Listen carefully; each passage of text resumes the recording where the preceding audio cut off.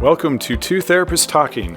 The hope for this podcast is to talk about important issues related to couples and individuals who are struggling in their lives with many different issues.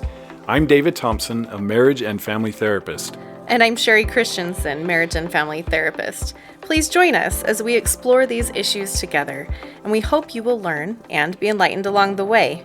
Come find us at twotherapisttalking.com. If you like what you're hearing, please get on and rate us and subscribe to the podcast.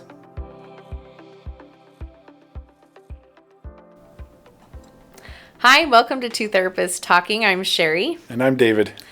And today we're talking about managing our thoughts.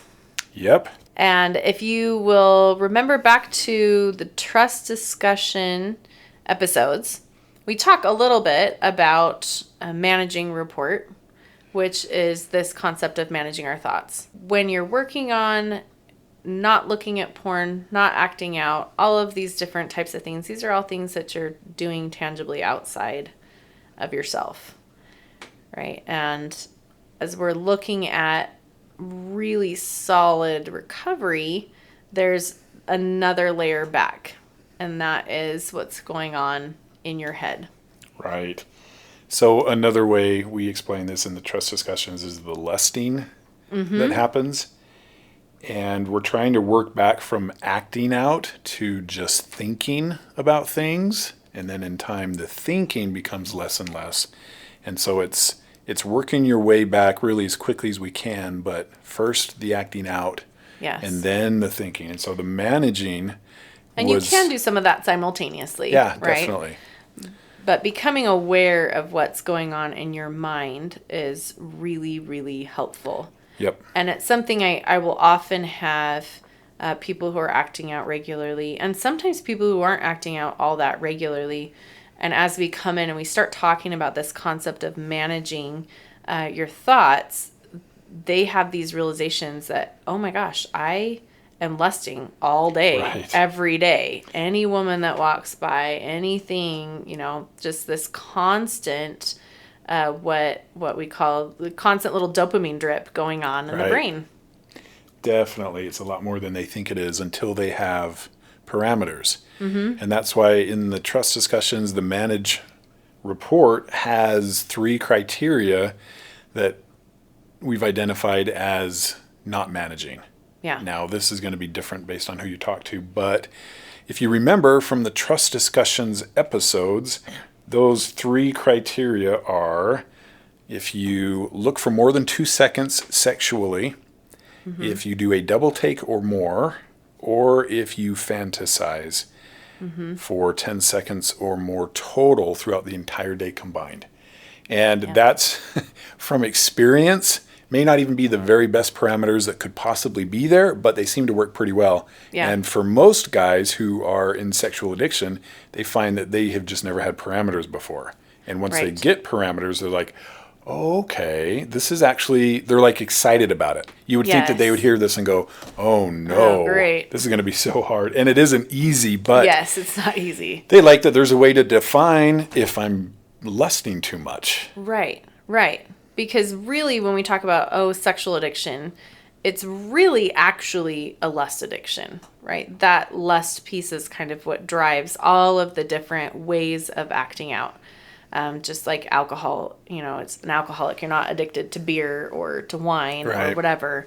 You're addicted to alcohol itself. And so this is the same type of concept. It's really the lust that's the addiction. And so now, hopefully, as you're starting to manage your acting out behaviors, then we start pulling it back as well and saying, hey, what's going on mentally? Because you can absolutely act out in your brain. Oh, for sure. Right? With, fantasies, all different kinds. You can recall things that you've seen and get just, you can get a really great lust hit off of that as well. Yep. So we want to really pull back and look at what's going on there so that if you're managing that really well, it's so much easier to manage actually acting out. Right. And just a side note almost, when you're doing the trust discussions and you're reporting or they're reporting to you, if you're the one not in sexual addiction, don't be surprised if they actually do really, really well managing. So many women will tell me, well, there's no way he's doing as good as he says he is, because he went from like every single day, by this definition, not managing, to we've been doing trust discussions now for 2 weeks or 3 weeks, and there's only like twice that he didn't manage. And that's actually what I find. Once they have a way to measure this, they actually do pretty good. In fact, I'm trying to think if I've ever seen the opposite, where they just not manage every day. I can't recall ever seeing that. It's a real sort of breakthrough for them to begin to pay attention to what they're doing. Yeah. And so now if they go to Costco and they see somebody who's attractive, they know, okay, I can't look again.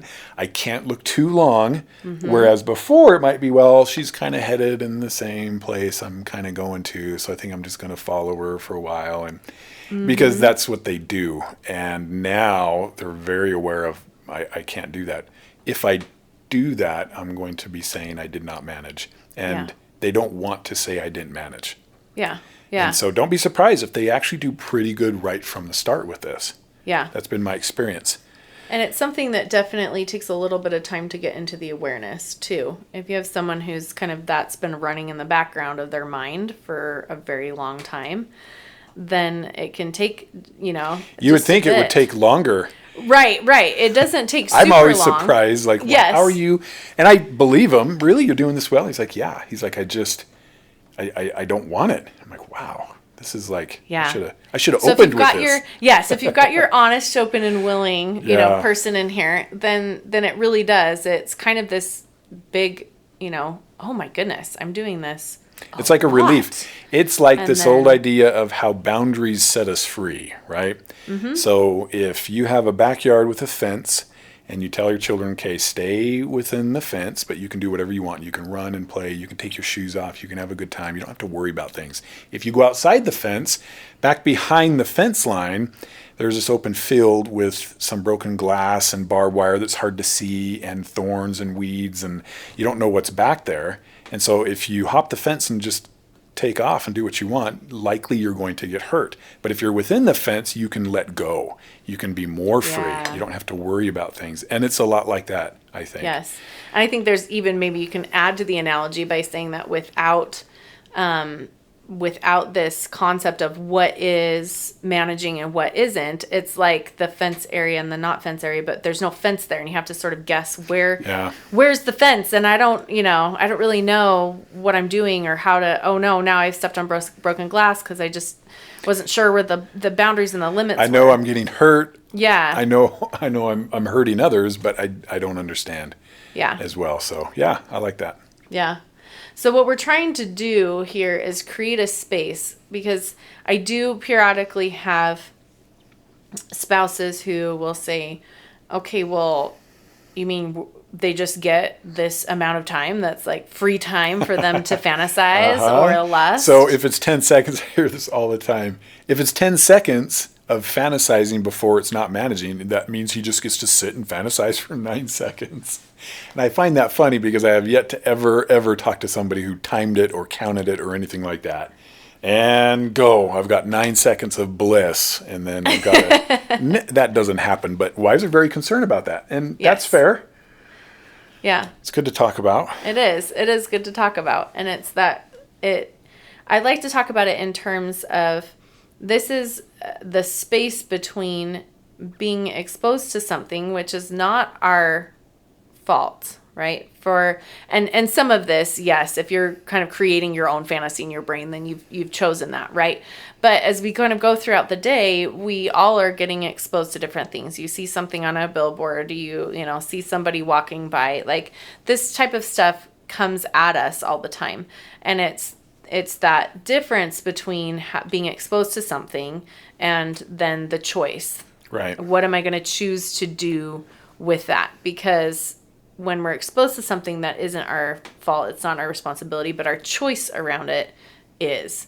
And you have a Viktor Frankl thing, right? That you talk about, the way you talk about it. Yeah, so Viktor Frankl, you're likely familiar with his story. He wrote Man's Search for Meaning, and he went to a concentration camp. He lost his wife. He lost his parents. They pulled all the gold out of his teeth. He was tortured. It was not a good experience for him. And he learned through all of this that the one thing they can't take was his ability to choose. Right. And he really held on to that, really, because he didn't have anything else. And he talked about we all need our own Auschwitz-type experiences, which sounds pretty heavy, maybe not to the level he did, but we need something really hard to where we feel out of control and we've lost everything except what we choose. Yeah. And through that experience, he's the one that says suffering ceases to be suffering when we find meaning in it. And that's what he did with that experience, is he found meaning in it. So he talks about one of the things in logotherapy, which is what he does or did, is there is space between a stimulus and a response. Yes. But there's really no space between a stimulus and a reaction. So if you imagine, a stimulus can be anything, right? You see something, you hear something, something happens to you, somebody cuts you off in traffic. It can be anything. That's the stimulus. If you just react quickly, somebody yells at you and you yell back, or somebody cuts you off and you flip them off, or, there's a lot here. It can be you see something that is compelling sexually, and you stay right with it. Yeah. He says we're trying to get away from this stimulus reaction to stimulus, time and space, and then a response. And that time and space, he argued, is your power.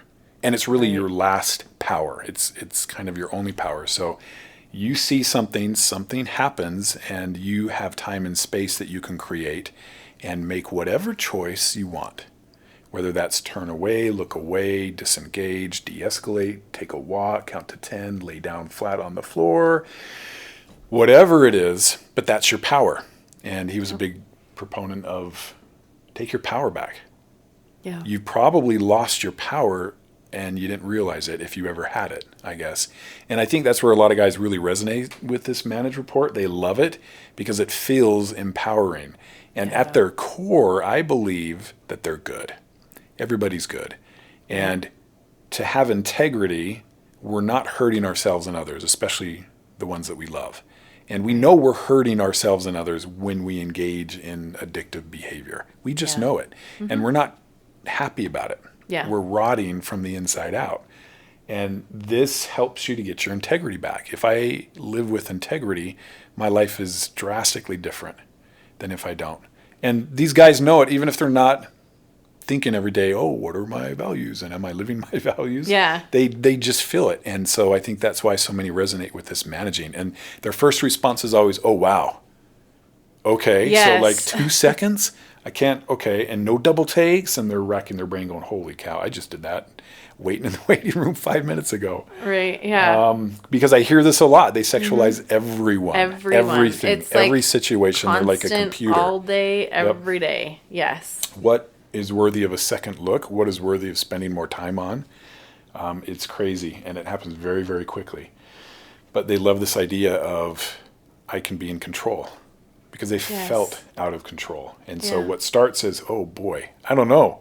This seems kind of strict. This seems kind of tough. Quickly becomes, okay, last week, how are you doing? I managed every day. Wow, okay, and how does that feel? It feels really good. So they want it. They just need help to get that stimulus reaction to be stimulus, time and space, thinking, choosing, and responding well. Right.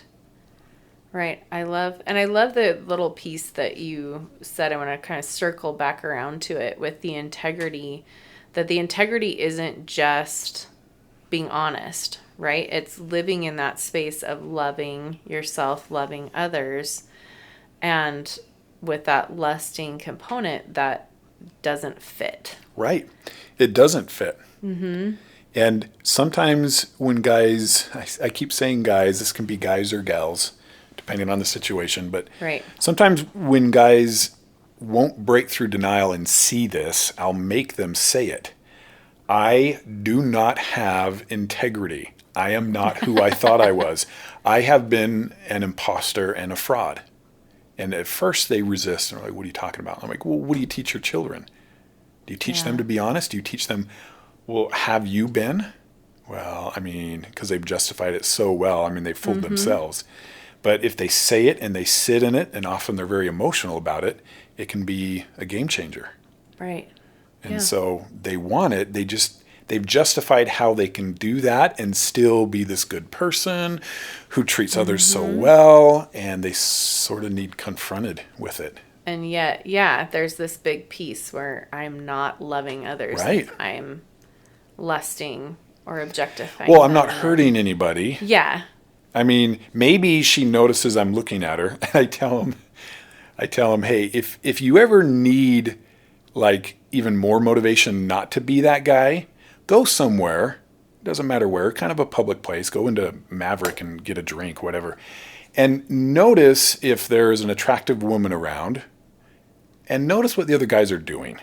And when you start to notice what the other guys are doing around attractive women, it kind of grosses you out. It really does. And guys will come in here and they're like, I don't want to be that creeper guy.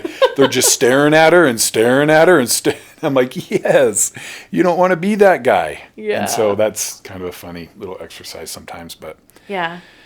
But that integrity piece is just such a beautiful and huge piece for all of us, right? Yeah. We all want to be living within that space. And so this managing is like, this is how you do that in your mind. This is that front lines space of this is who I am when nobody's watching or when nobody knows.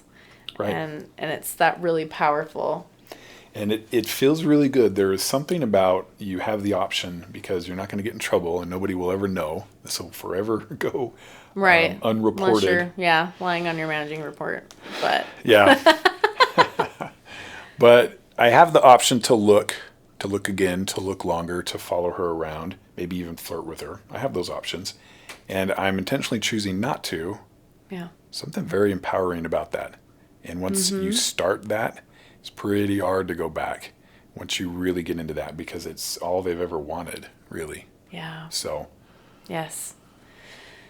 So one of the ways that I talk to parents who are talking to their kids about healthy sexuality, and I think it works really well in this context to talk about it, as we're talking about that stimulus and response, the being exposed to something and what your choices around that is to use the stories of King David and Joseph of Egypt in the Bible.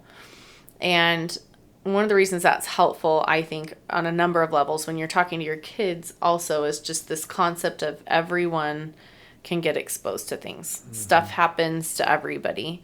Your parents, kings, prophets, all of these different people can get exposed to things. And that isn't the problem, right? Unless you've created some sort of fantasy in your mind, right? But if you're out and about just doing your daily life things, being exposed to something is not a problem. You haven't done anything wrong. Right.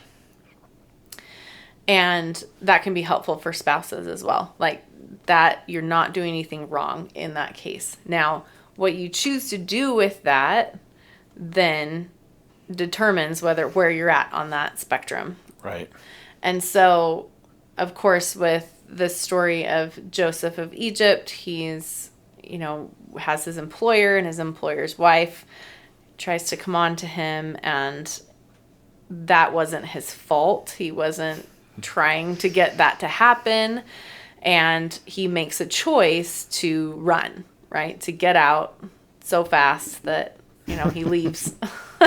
He leaves part of his clothes behind, just trying to get out of there as quickly as possible, right?